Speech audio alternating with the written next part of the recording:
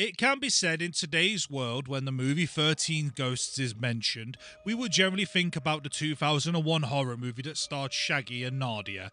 We remember the glass walls and, of course, the ghosts. One ghost in particular, the one that scared us all. I am, of course, talking about the torso. I mean, he can't even wear a hat.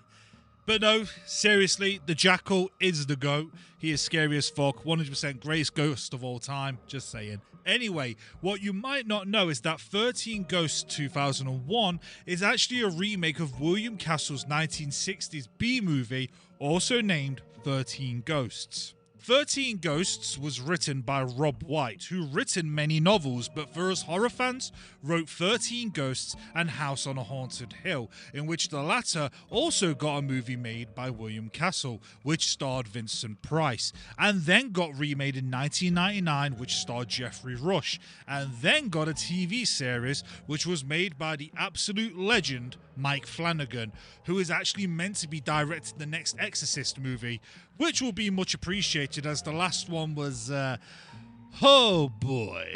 I cast you out! As mentioned, 13 Ghosts was directed by William Castle.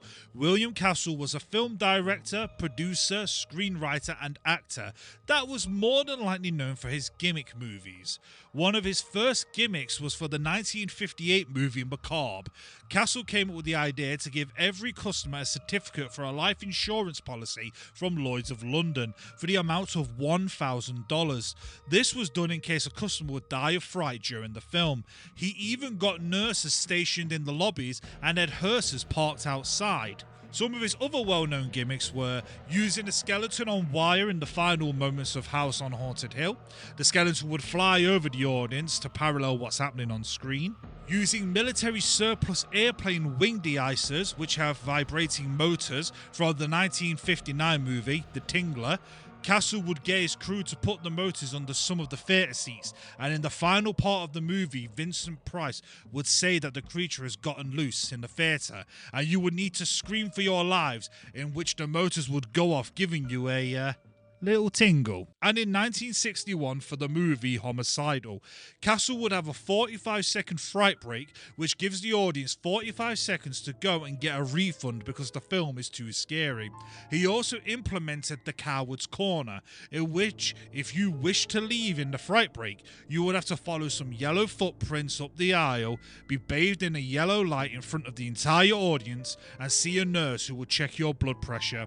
All the while, a recording would play things such as, "What a chicken, watch him shiver in Coward's Corner," after which you would have to sign a yellow card that states you are a bona fide coward. These and many other gimmicks is what William Castle is known for, and I would have loved to have been a moviegoer back then and experienced these firsthand.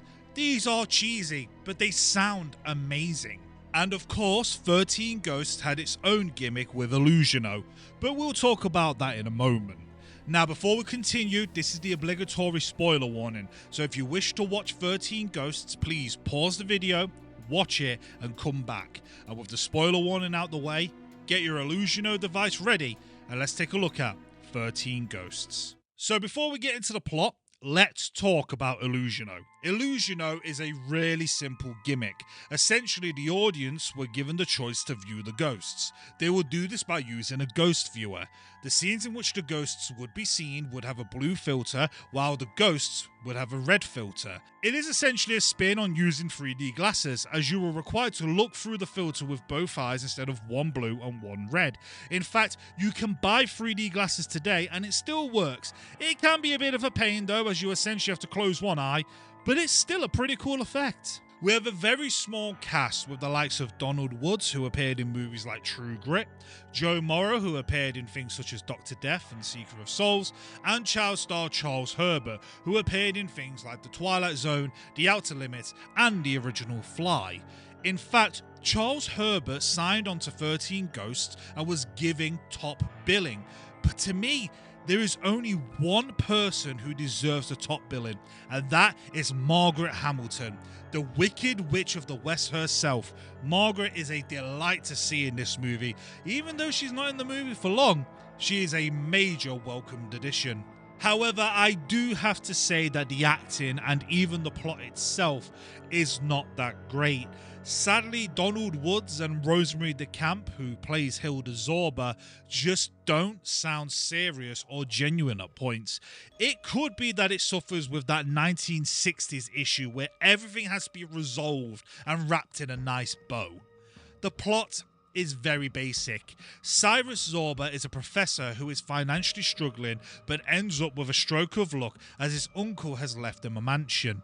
We then meet Ben Rush, who was the lawyer for Cyrus's uncle, who advises that the house is haunted by the ghost that Cyrus's uncle has collected over the years. This is where the script can sometimes feel flat. It just basically hands you the plot and tells you to accept it.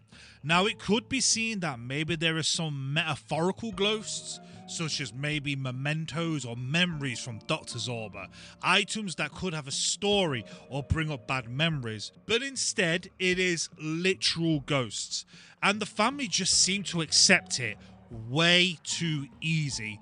Maybe it's the idea that they are so down on their luck that they'll accept anything, even the idea of ghosts. We learn that there are 12 ghosts in the house, and the ghosts, yeah, they're not the best, but I guess for a B movie from the 1960s, it does its job. We have a wailing lady, clutching hands, a fiery skeleton, an Italian chef continuously murdering his wife and her lover in the kitchen, a hanging lady, an executioner holding a severed head, a fully grown lion with its headless tamer, a floating head, and the ghost of Zorba himself. We learn that these 12 ghosts are trapped and they are looking for the 13th ghost to free them. Fun fact, the lion was actually a lion called Zomba who appeared in the Addams Family TV series as Kitty Cat. He was also Leo the lion, the MGM lion. So as the family move in, they decide to do the old tradition of using a Ouija board to have some fun. Of course, the spirits begin to talk to the family and advise that there will be a death. I do find it amazing how Ouija boards are just seen as fun. Of course, it's just a toy, which is trademarked by Hasbro. Well, then they've clearly have summoned the devil. We also have Elaine, the housekeeper. As mentioned, she is portrayed by Margaret Hamilton, and she does a very good job as the stern, not saying many words housekeeper who actually does care about the family and wants them to leave. Of course, since she did play the Wicked Witch, we do get this nice little nod at the end of the film. Elaine? Yes, Buck? You really are a witch, aren't you? As the film progresses, we see the ghosts in all their haunting action. We come to learn that Dr. Zorba has left his fortune hidden somewhere within the house. Buck is the one who actually finds out about the money by sliding down the banister and 2 $100 bills fall out the stairs. This is when we find out that Ben Rush knows about the hidden fortune and manipulates Buck into helping him find the money. Buck agrees as he thinks he is helping his dad. I do like the character of Rush. The only issue is that with the cast of characters, it is very predictable that he would become the villain. Eventually, the fortune is found and Rush decides that he is going to kill Buck and then run off with the money. Rush takes a sleeping Buck to a booby-trapped 4-poster bed. We also come to learn that Rush killed Zorba in the same bed. As Buck is on the bed, the canopy begins to descend in an attempt to suffocate him. Suddenly, the ghost of Zorba appears and saves Buck by driving Rush under the bed. Buck manages to escape just in time. This entire scene is silly. However, it is a silly that would only work in a B movie. It is always the feeling that B movies can say no to the rules and just go with it. And I have to admit, it is entertaining. The makeup and the mask of Zorba is also really good, and the sound design is very nicely done. I also have to mention the intro titles. I'm not gonna lie, I have never seen such hauntingly amazing intro titles for a movie. I actually felt the tension at the start of the film. It is a shame that the tension does not hold for the rest of the film. It is the next morning and the family have recovered the money and decide to live in the house. We also get all the loose ends tied up, but I also guess we are just ignoring the body upstairs. Did the housekeeper just get rid of the corpse? This is the biggest problem for me. Right at the end, everything gets tied up around the kitchen table. Everyone is happy and laughing and eating breakfast, but someone has literally just died in their house. How can you be so chilled? It's not like someone's just taking a shit in the spare toilet and it's an inconvenience. Where are the police? The crime scene? The fact that this movie just essentially drops the end like it's an inconvenience. It does feel like they had no ending and they just had to tie it up. Oh, and Buck asks if the ghosts are really gone, and we are told that they will come back, so essentially sequel baiting. And as the camera leaves the house, we see all the ghosts, with the house for sale written on the door. And that's the movie. It's interesting. The original 13 Ghosts is not here for the plot. I know I complained about certain plot holes, but let's be honest. This movie is about the Illusiono gimmick. All of Castle movies are essentially about the gimmicks. If you're going into a Castle movie wanting Citizen Kane, I think you will be disappointed. Then again, I bet Castle would make a giant snow globe appear in the cinema knowing him. The films of William Castle hold a legacy. Even though they are cheap to make, they have influenced many people. Due to the success of William Castle's and even Roger Corman's 1950s B-movies, Alfred Hitchcock decided to make a little movie about a certain hotel owner who loves his mother very much. John Waters, who is famous for Hairspray, Crybaby and Pink Flamingos, said that Castle was a god, and he even got to portray William Castle in the TV series Feud. And of course, the biggest person that Castle influenced was Robert Zemeckis, who decided to make a production company called Dark Castle Entertainment, which intended to remake William Castle's movies, which they did with House on a Haunted Hill and of course 13 Ghosts. Would I have recommended 13 Ghosts? Yes. Go and get a pair of red and blue 3D glasses and have fun, because that's what this movie is about, having fun. William Castle managed to carve a way into the American youth zeitgeist. I would have loved to have been in the 1950s and 60s and taken my wife to a William Castle movie and watched as she would have screamed when a skeleton would have came at her. Or maybe I would have screamed, but I wouldn't have told anyone.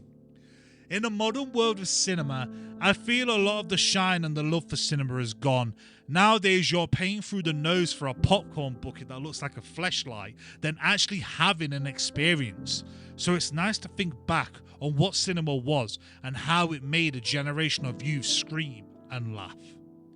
Thank you, William Castle, and thank you for watching. Hi everyone, thank you very much for watching my video on 13 Ghosts. If you did enjoy it, please leave a like, leave a comment, subscribe and hit the notification bell. And we will see you next time. Stay safe, love you all, stay /tastic.